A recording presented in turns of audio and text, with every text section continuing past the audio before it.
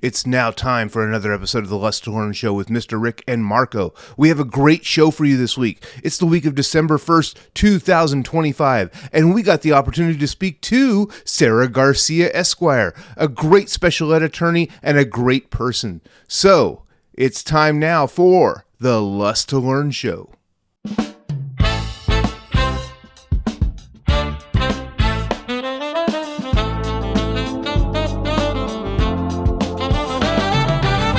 This is the theme song for the Lust2Learn show with Mr. Rick and Marco. Now it's time to go.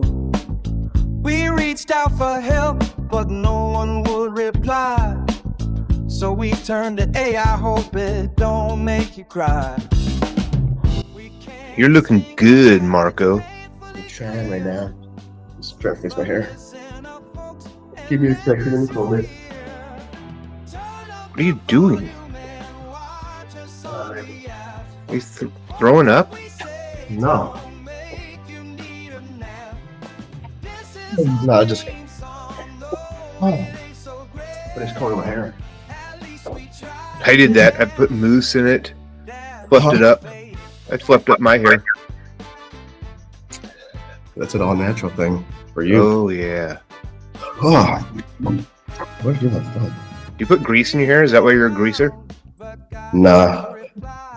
What was that pomade called? I like it was the orange fucking little container. Now like the two like black white people in it. What in Oh Brother? In Oh Brother, Where Art Thou? He has some kind of, what is it that he wants? Like his, I forgot what the brand was, but he needed to get it for his hair. Was it probably Murray's? Probably. I don't know. Yeah, but that stuff was impossible to put on, and to fucking take it off was a fucking mission, dude. I put it in this gel the other day that it was just gel and made my hair all curly, and it was so crunchy. Like my hair felt crunchy, and it took like 3 shampoos to get it all out. Sounds like Murray's right there, dude. It was like, it said like extra hold gel or something stupid like that. Yeah, no, I don't do grease. So you're not a greaser.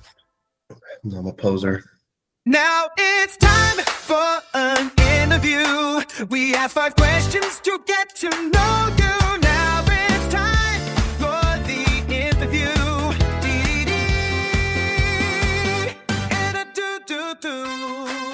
Too much sunshine. So Hello. long Nice time meeting no you. see. I know. It's so nice to see you. You like the hair? I love the hair. Yeah, I'm gonna get it cornrowed eventually. I think So Or did you? I like Marco, it like this- that. I'm trying to do Cornrow's the going to be Kramer. a little flat. Yeah, I think I'm getting pretty close to full Kramer. You're So almost- Marco, this is Sarah. Sarah, that's Marco. Nice Hi, to meet you, Marco. Sarah.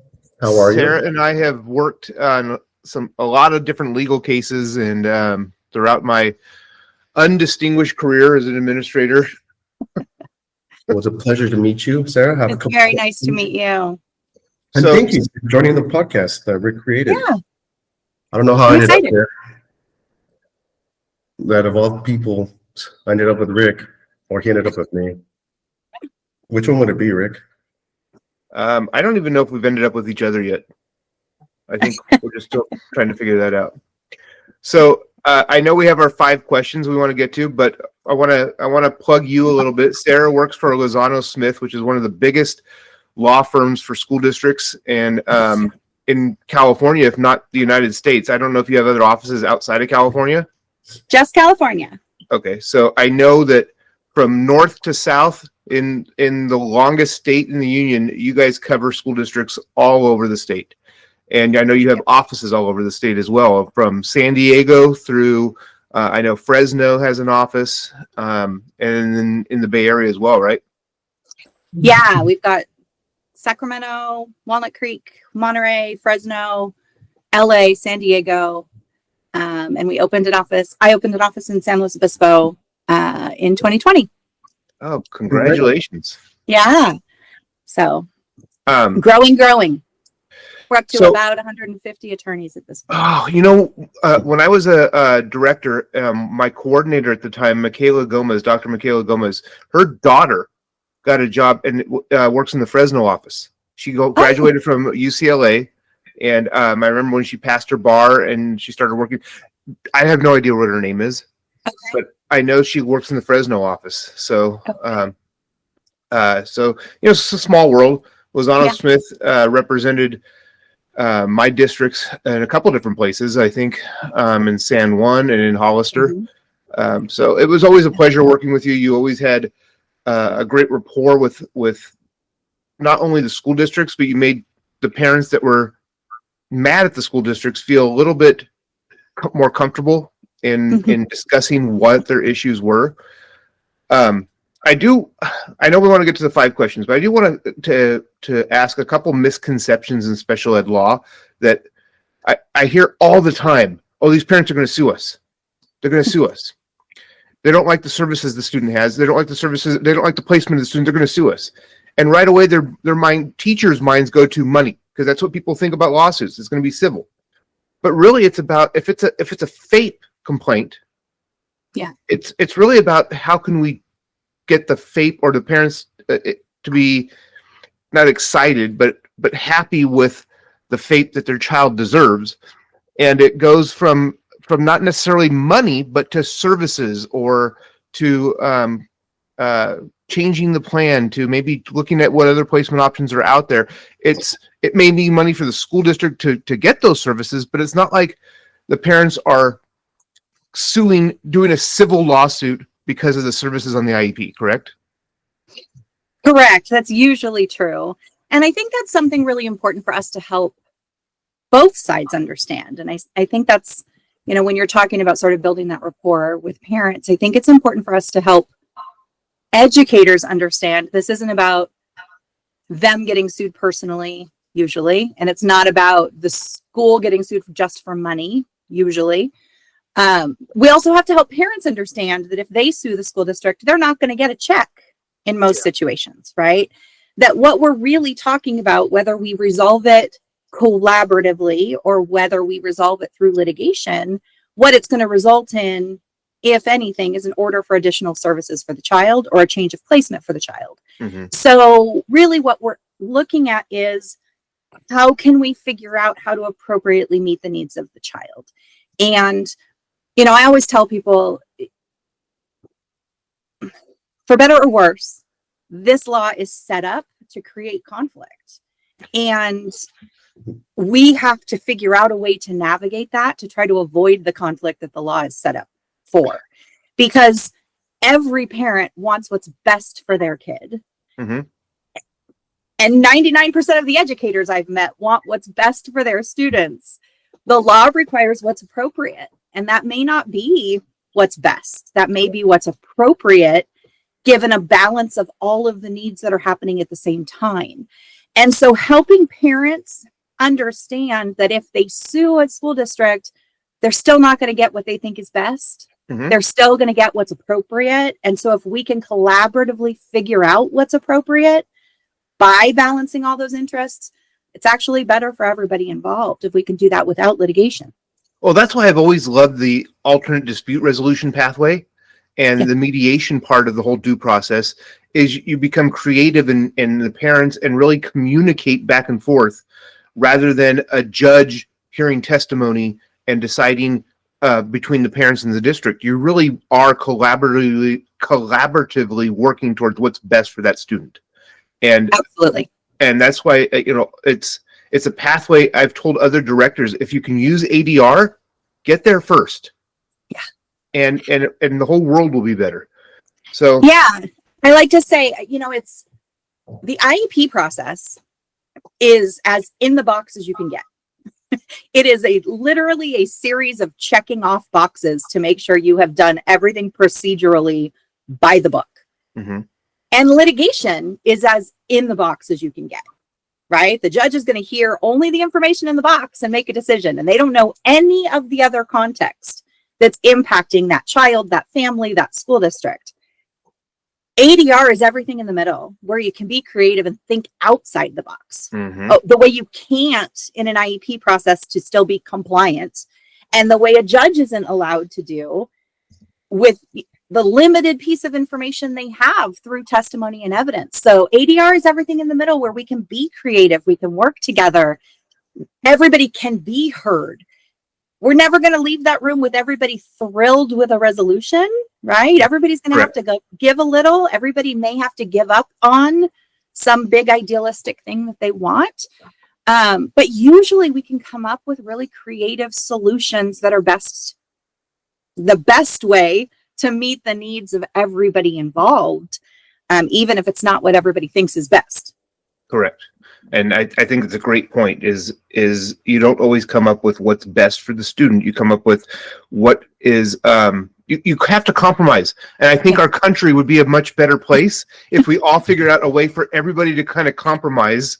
Yeah. And it's a little fraction of what the big government is like when it comes to either state government or federal government. But it really does gives you that feeling of, we're negotiating to come to a compromise of what we can both agree on moving forward. And that's what I always loved. As a political science major, it was like, okay, I can play this game. Right. But the most important part of that, and the piece that gets missed through the IEP process and in our country perhaps, is that in order to get there, you have to listen. Oh, yeah. And people don't listen to each other. And you know, I watch teams go through the IEP process, and I see it break down. I see the moment where a parent says something and the district says, okay, great, and then moves on to what's next on their agenda without actually responding to or validating or hearing what the parent has said. That doesn't mean agreeing. It doesn't mean saying we're going to change the whole agenda and talk about what you want to talk about, but people have to listen to each other and be heard. And I always say, a parent's never going to sue you because you miss a 10-day timeline. They sue you because they don't feel heard, and they sue you because they don't trust you to do what's best for their kid. You spend more time with their kid than they do in a lot of situations. And if they don't trust you to keep their child safe during that time period, that's when it breaks down. If they don't feel like you're listening to them, then why would they trust you, right? So it comes down to those skills. We have to practice listening to each other so that we can resolve some of these conflicts earlier on. And because that's the only way we really get to interest-based bargaining when we're in that ADR process, right? Is what is it that somebody really wants, especially if what they really want, they're not going to get in litigation. What they really want is reimbursement for this uncertified school, and a judge is never going to order placement at that school prospectively. We can be more creative through ADR, right? So if what they really want, they're not going to be able to get through litigation, let's hear that and figure out how to solve that problem. What were you saying? Listening? I'm supposed to listen to you? Exactly. You're so, it's so, you say it so articulately, and I think in a way that the way you're saying it on our show is as genuine as you've always been. On, off camera, in a room, you communicate these things so well to districts as well as to parents that I think building that trust starts with how you're approaching and saying these things that people may not want to hear, but you say it because you're in a comforting way that makes them kind of come to the table and say, okay, let's work this out. Yeah. And I've always appreciated. We can disagree and still be compassionate. Oh yeah. Right? We can deliver hard, and sometimes we have to deliver hard news, right? I was in a meeting 2 weeks ago with a school psychologist who was just brilliant about the way she did this. And we walked into an elevated situation where the parent was very upset and had her sister with her, and her sister was very upset. And the student has been in and out of hospitalization and has been self-harming. And it's a challenging situation. And before we started the meeting, the school psychologist just stopped and said, I would like to acknowledge that we're going to have to talk about some really hard things today. And that I want to just tell you, we know they're hard. And anytime you want a break, let's take a break, because we know it's not easy. And we care as much as you do about how hard these things are. And she just took a minute to acknowledge it. And then went into the report and talked about it and let the parent ask the questions. And you could feel the air in the room just settle. That's great. Just settle. And it wasn't brain science, right? It wasn't this unheard of concept. She just approached it from this trauma-informed place of saying, we have to acknowledge where we are all as adults so that we can talk about where this child is. Yeah. And some of it's hard. And that's what we have to do as professionals, right? But acknowledge that it's hard. Don't just gloss over it and expect that it's going to be a happy-go-lucky meeting when there's some hard stuff we have to talk about. Yeah, I think that's a great way to start the meeting when you know going into it that people are going to be elevated. Yeah. And it really diffuses. And I remember walking into a meeting, and in the room we were meeting, there was a couch. And I walked in, the parents had already been complaining and arguing with the principal, and it had been going. I walked in, I laid down on the couch, and I said, tell me what you want. Let's start with that, and then we'll get it from there. Yeah. And that relationship turned into them buying me a bottle of scotch by that Christmas. So it worked out pretty well for both of us. I want to switch gears for a second before we get into our 5 questions. And I don't know, referral-wise, if you have anybody in the labor law that we could talk off and that we can text back and forth and get some information. But Marco, I'm going to speak for you right now.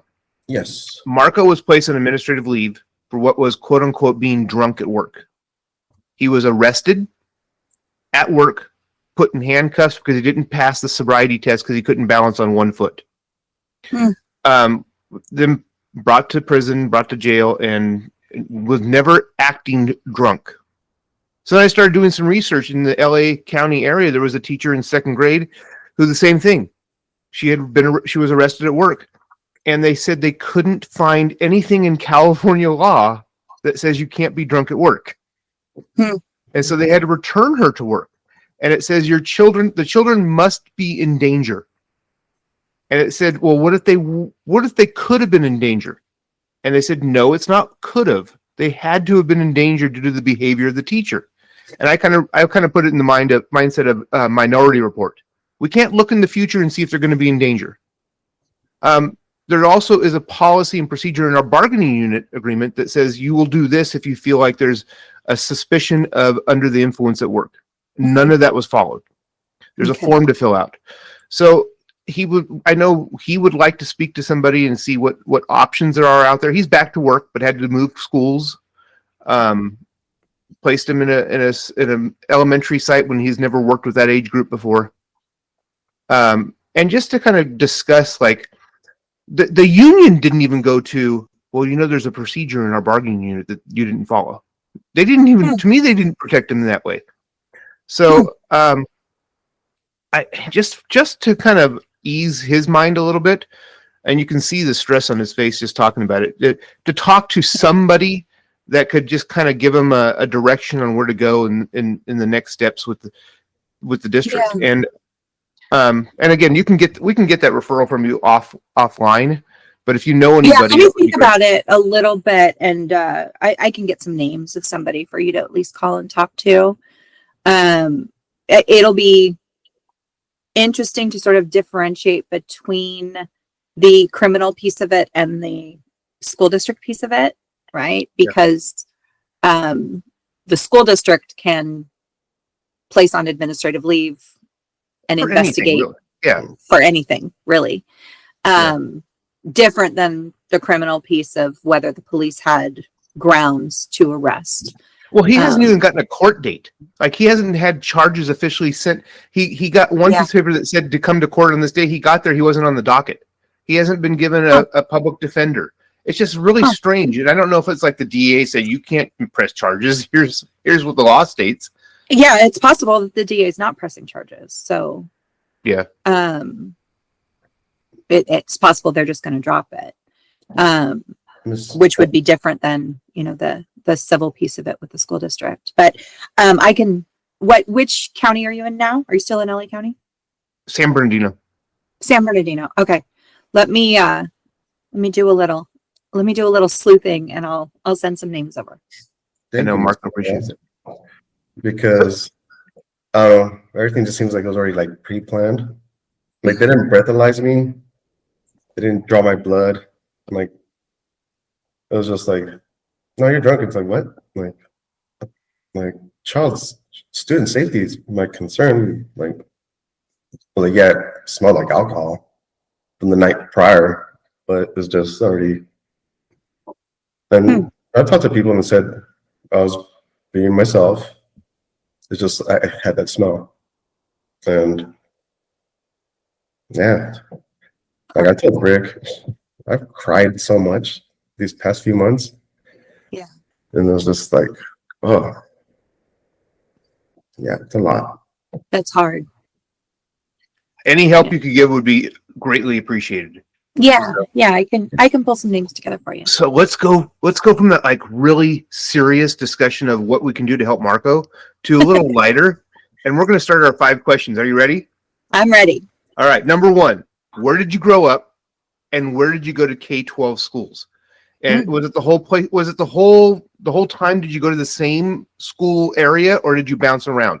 And I asked this question because just little things like culturally where you grew up and where you went to school changes things. Like some people call my shoes sneakers, some people call them tennis shoes. And so those kinds of things kind of shape who you are as an adult. So if you could give us a little background of where you went and where you kind of bounced around if you did. Yeah, I actually love this question. So I've lived in California my whole life, born and raised in California. But I did have sort of a shift in my life. So kindergarten through 8th grade, I was in Visalia, California. Okay. And then during the summer between 8th grade and high school, my parents' divorce was final, and my mom decided we all needed a fresh start. And she moved my little brother and I to the Central Coast. And so I actually went to high school in Arroyo Grande, California, which is the actual city attached to Pismo Beach, for those of you who know Pismo Beach. And so I did high school at the beach. So the reason I think that's actually a really interesting question is because politically and from a community perspective, those are two very different places. And so I was exposed to different perspectives. I was a public school kid. I went all the way through high school in public school. My mom actually worked for school districts when I was growing up. So she worked as a school business officer, school business official when I was growing up. And so I was very sort of exposed to the mission of public schools and what they were about. And it was always important to me. So from there, I moved to Stockton to go to college. I went to University of the Pacific. And I did my undergrad degree and my credential, undergrad in English, and my single subject teaching credential in English at UOP. And I finished there in 1993 when class size reduction was in full force and they were desperate for teachers. And so I got a job at the ripe old age of 21 teaching high school as an intern, no student teaching, straight into the classroom. And I had to stay within 30 miles of UOP so that I could be supervised. So I taught at Lincoln High School in Stockton for a few years. I taught English during the regular year at Lincoln High. And then for a couple of years, I did a reading remediation program at Lincoln Elementary School for 2nd through 4th graders who were behind in reading, which was thrilling and terrifying all at the same time. So I got a little bit of perspective from the high school level and from the elementary level while I was teaching.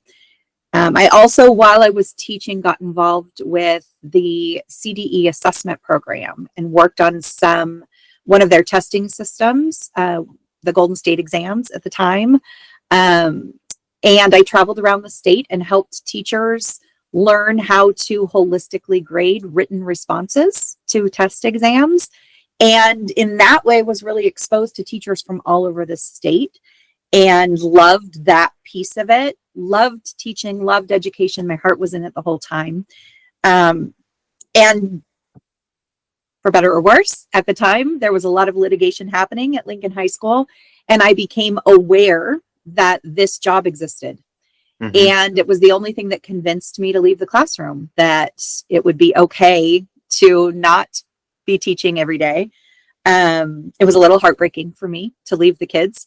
But I went back to law school specifically to do this, and then went from Stockton to San Francisco for law school. So my trajectory took me from the Valley, Central Valley of California, to the beach of California, back to the Central Valley, and then to the very urban San Francisco, where I lived in the Tenderloin for a couple years. So I have lived in various communities in California, been exposed to education in all of those communities.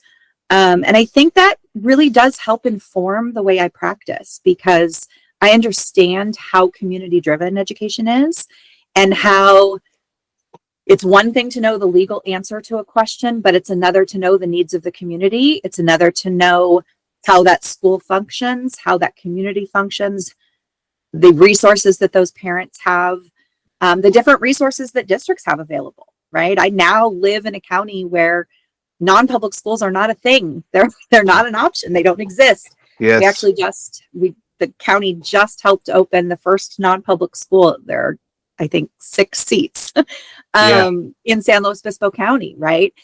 But I've lived and worked in the Bay Area, where They're all over the there are place. non-public schools on every corner, right? Yes. So understanding that's different. When you walk into an IEP meeting and you're talking about placement, you have to know what that community has available and what that community is facing from a budgetary perspective, from a political perspective, from a community interest perspective. And I think living all over the state has really helped me with that.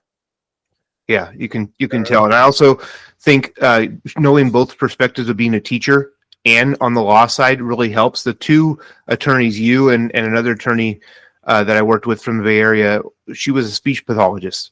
Mm-hmm. And so to know the student and teacher side of it, as well as the legal side of it, just makes you an all-around better person at the job you're trying to do.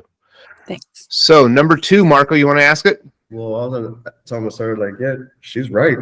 Like your son, all the the plethora of like he's in these classes, and Rick's wife, like the kids, they do culinary, Oh yeah, she works at a career technical school here in Vegas.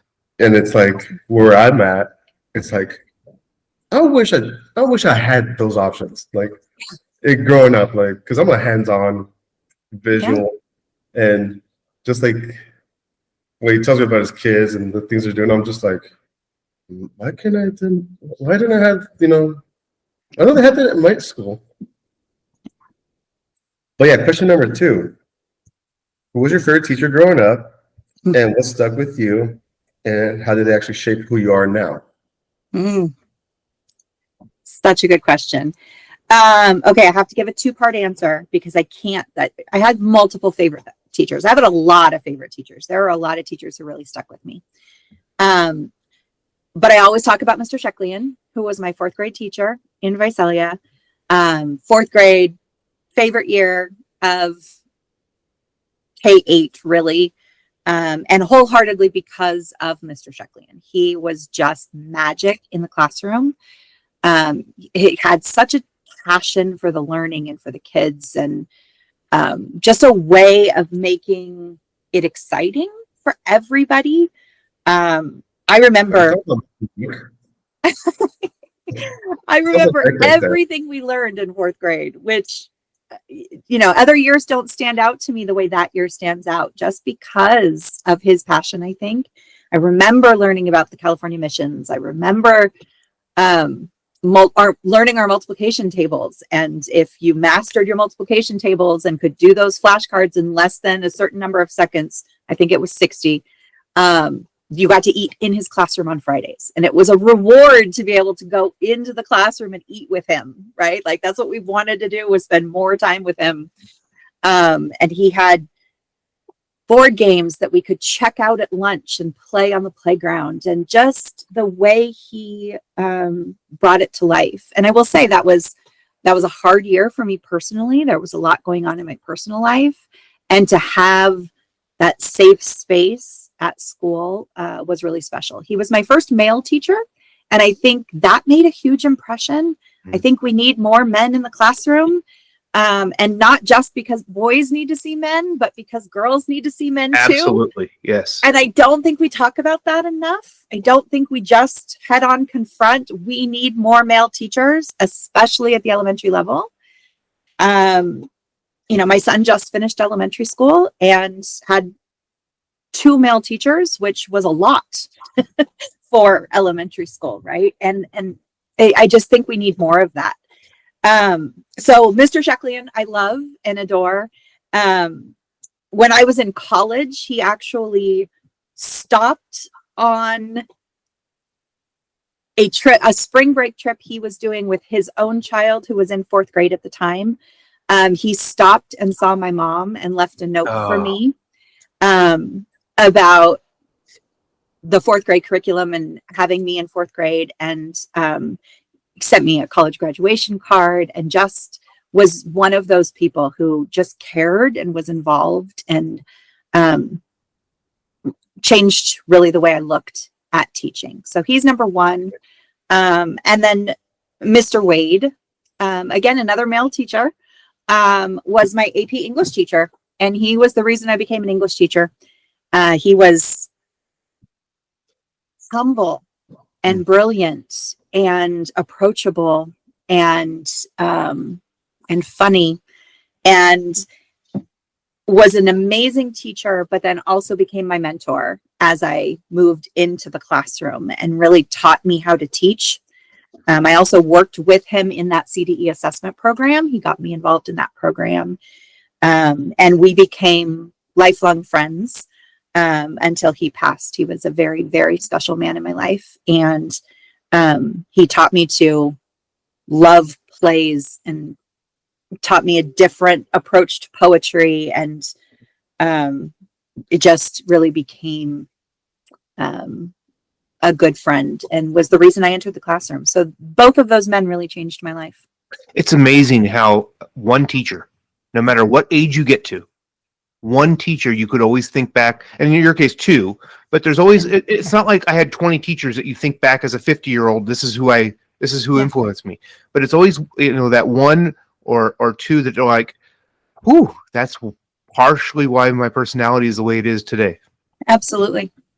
So I want to respect your time, because I know we only had a half an hour scheduled for this. There are 3 more questions, but I want to make sure that you have enough time, and also want to plug your son here at the end, because I know he's been very involved in some entertainment things, and just to get a quick shout out to him and what he's working on now. So number 3, you're exiled to a planet with nothing but your phone and 1 download. Are you choosing a movie, a song or album, or book? Why that one?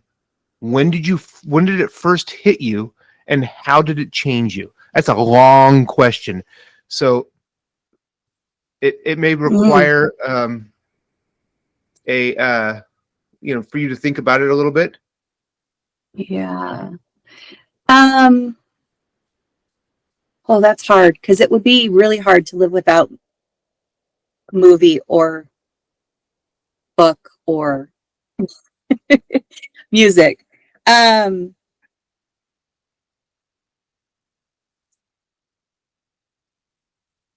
I'm gonna go with a movie. Okay.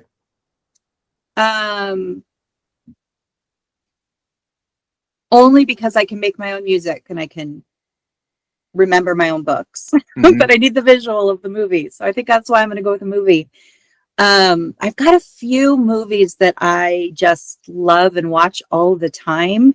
But one that came up this week in conversation that I haven't seen in a little while, so I'm gonna go with this one because I could watch it a million times, is the movie American Flyer with Kevin Costner from the 80s, I believe. And it's a bicycle movie where Kevin Costner has a brain tumor. If you've seen this movie, and I think Dennis Quaid's in it too. Yeah, and maybe. There's a bunch of people in this movie. Yes.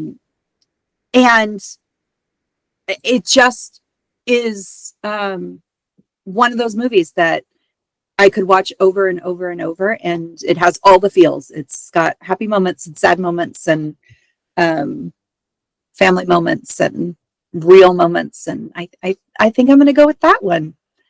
Great choice. I'm one of those people who, once I find comfort in something, I can watch it over and over and over. I like to watch new things, but I also like to watch the same things over and over. So I'm going to go with a movie. Great, unique choice. Thank you. Yeah. How we talked about comfort movies, Rick. That was a comfort movie. Well, Kevin Costner's one of those underrated actors, and I think he's gotten a bad rap for some of his movies that he spent a lot of money to make, but he just really is a you feel comfortable watching his movies. Yes, exactly. All right, Marco, number 4. Number 4, when you die, I don't call these questions, okay? When you die, what's one adjective do you help people use to describe you? And don't chicken out with something basic like nice. Yeah. I've gotten a warm feeling from you. Getting to know you, so thank you. I appreciate that. Comforting and all that. Okay. Yeah.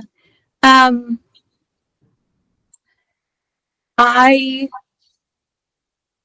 would like people to use the word compassionate. Great. I think compassion is underrated in our society right now. I think what we've lost a little bit of sense of, and what I try to bring to my life and my legal practice, is the idea that we exist in community, and none of us exist in isolation, and everything we do impacts other people. So we need to be making decisions in a way that acknowledges the impact those decisions have on other people, on our world as a whole, on our society, and that we need to be able to just meet people where they are and understand that, people like to say we're all in the same boat, and I enjoy the meme that says we're not in the same boat, we're in the same storm, and we're in different boats. And some people are in yachts and some people are on rafts, and we have to understand that if we can't meet people where they are, we can't actually meet the needs of the people that we are in community with. So I would hope that the word that would come to mind for people would be compassion. I think there's a misunderstanding in the world that empathy means compassion. And empathy to me is you feel what the other person's feeling. And I think somewhat, especially for me, that's almost impossible. But if I have compassion for how you're feeling, then at least we can work through whatever issues we might have. Right. And that compassion, that's just a great response. Thank you. I think it's a little bit egotistical to think we could have empathy for other people. Yeah. In all situations, right? I mean, I want to empathize with people, but there are a lot of people who are encountering hardships I've never encountered. And I need to have compassion for that. I need to be able to feel the need to care about them, without believing that I understand it. I don't have the capacity to understand everything that everybody's going through. But I care about what they're going through. And I think you're right. I think those things are very different. I think in Big Bang Theory, throughout the whole series, Sheldon became compassionate towards the end. Yeah. He was understanding that you have a hardship. I'm not going to talk to you about myself. And in the Yeah. last speech in the last episode, he was compassionate towards his friends, and that was a great way to end that series for him Yeah. and to grow. I love that show. All right, hardest question. Okay, I have one thing. Just Okay, go ahead, Marco. sorry. I'm a music person, and every time people say something, I go through the albums in my head. And what you said, you know, like in a boat in a storm. Yeah. And there's this band called Chicano Batman. Mm. And there's a song called Friendship is a Small Boat in a Storm. And I think you should hear it. Yeah. It's a cute song. I'm everywhere with music, so but just when you said we're in a storm, you know, just like I was like, oh, Chicano Batman. Yeah. But, I love that. I'm a music person too, so I love that. yeah. So go on, Rick. Sorry. All right, toughest question. You're on a desert island, not a desert. You're on a desert island. What desserts do you want it? One dessert do you want it stocked with forever so you don't lose your mind? Strawberry shortcake. Woo! Good choice. Good Yeah. choice. I don't know if alcohol is considered a dessert, but that would have been like my close second. Thing. So it's like, oh, you know, It's a good one. Yeah. Strawberry shortcake. When was it? Do you remember how old you were when you first had your first strawberry shortcake? I don't. But I know that, so growing up, our tradition was, one of our traditions was that on our birthday, we got to pick any meal that we wanted in the whole world and mom would make it. Mm-hmm. And every year I had the exact same meal. I had split pea soup, zucchini, salad, garlic bread, and strawberry shortcake. That was my birthday dinner every year. Oh, great. And she great. would always laugh and say, you could have rack of lamb, but you want split pea soup. And I said, yes, that's what I want. That's why you're in the Central Coast. It's Anderson's. You can Yeah. find Anderson somewhere. You Yeah. can get some good split pea. I don't even know if they're in business anymore. I think maybe one of them is, but maybe not. Yeah. So, Yeah. Sarah, this has been a great conversation. Just amazing. We really appreciate you coming on to our show and helping us get this kind of up and going. Hopefully people learn something new. Before you go, your son, I want to just, I was watching John Mulaney show on Netflix and all of a sudden he popped up and I see that he's What? in the, he's an actor. Yeah. And was he 12 years old? He just turned 13 last Oh, week. okay. Well, John my son- Mulaney. Yeah, he did. Everybody Lives in LA Yes. Okay, I think I heard with of that. John Mulaney last year. Yeah. Yeah, And I know he's done a bunch of stuff. He's actually in New York as we speak. He's actually on a film set in New York City today, doing a movie for Universal. So this is a big movie, and it's called Yeah. One Night Only. It'll be out in August. Oh, was it? So he's having fun on the movie set this week. He's been doing a lot of stuff lately. He has a movie coming out it's hitting film festivals hopefully in March, and then will be released after that, called The Strawberry, that he filmed with the actor who played Honeycutt on MASH, who has been out of acting for a while, but came back for this passion project of his. That is a story about end-of-life decisions and death with dignity and what those options are in our world and possibly should be. And Mateo plays his grandson, which is great. He's 13. He's 13, yeah. So he's at 4. Sounds like Leonardo DiCaprio. What was that? Sounds like Leonardo DiCaprio. Yeah. He decided at 4 years old that he wanted to be an actor, and I waited for him to outgrow it, and he didn't. And so he ended up doing a few things, and he has pushed and pushed, and he loves it. He is my very artistic child.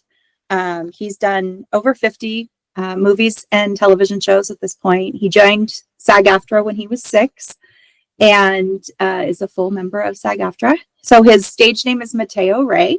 You can find him on IMDb and Instagram and all those places, and see all the things that he's been doing. But he's done a bunch of stuff, and it's fun to watch. He's having a really good time. He loves it. He's good at it. It plays to all of his strengths. He's a very emotional child, feels everything in very big ways, which helps him tap into that for his acting skills. But he's also extremely creative. He's got his eyes set on UCLA Film School. He wants to write and direct. He's very musical. Speaking of being musical, he plays the drums and the piano and the guitar and writes his own music and is taking vocal lessons and is just an amazing, amazing kid and having a blast. And I'm doing everything in my power to keep him in public school. We still have him in public school as of now. As of now, we're trying to make acting one of the things he does, just like his music, just like his basketball, and not all of who he is. But he's just an amazing little kiddo. He's part of the Young Actors Academy, and he's won a couple of Best Actor awards through the Young Actors Academy. So he's living his best life and is just, there's something amazing about watching your child, especially, find their joy and their passion in something. And he really has. I mean, he's never happier than when he's working his craft or making music. So it's really fun to watch. Great job, Mateo. Sarah. You know, Hey, Rick, you should become actors, Rick. we should You're in the wrong profession. instead of podcasters. My daughter is 21 now, and she graduates in May from Cal State Northridge with her degree in screenwriting. Oh, fantastic. Yes, so she's written a couple episodes to current TV shows to try to get out there, as well as her own personal work. And so we're excited for her to see what's next. But it's like you said, there's nothing better as a parent than to see your child happy. Exactly. Yeah. So great job. That's all we're after, and it makes him happy, and so we support it. We're here for it. Yep. Marco makes his pug happy. Yeah, That's important too. Well, Sarah, thank you so much for being on our show. It's been an amazing conversation. And as soon as we get this edited and put up, we will tag you in it. And hopefully we can help get the word out that we're here to help people learn something new, as well as, kind of take your shoes off, relax, maybe laugh a little bit too. Yeah. I love that. Thank you so much for having me. It really has been great to talk to you guys. Hey, Great. Marco, you're going to stay on, right? Like, you answered your questions. So Thank you, Marco. And I'll send you guys some names too. Okay. Thank Okay. you so much.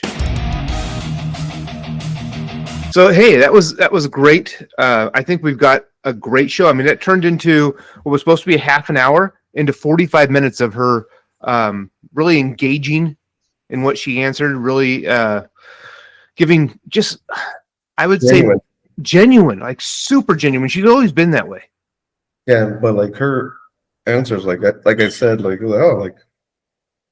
just going to IP meetings, it's like just really like warm, like feeling comfortable, safe, and like it's like okay, like you really don't hear people like that. Like I don't know, it was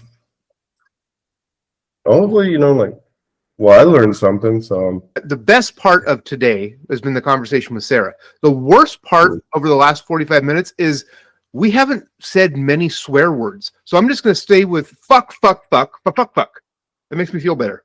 motherfucking fuck. Yep. Fuck. But Sarah was a great guest, and I'm actually like happy that she came on.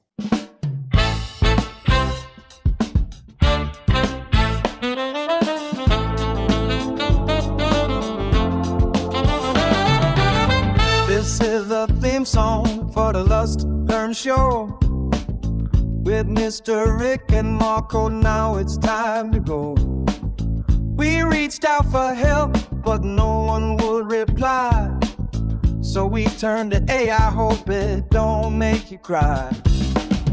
We can't sing or rap, it's painfully clear.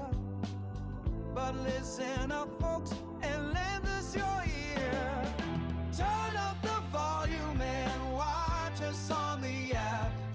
Hope what we say don't make you need a nap. This is our theme song, though it ain't so great. At least we tried, man. That's our fate.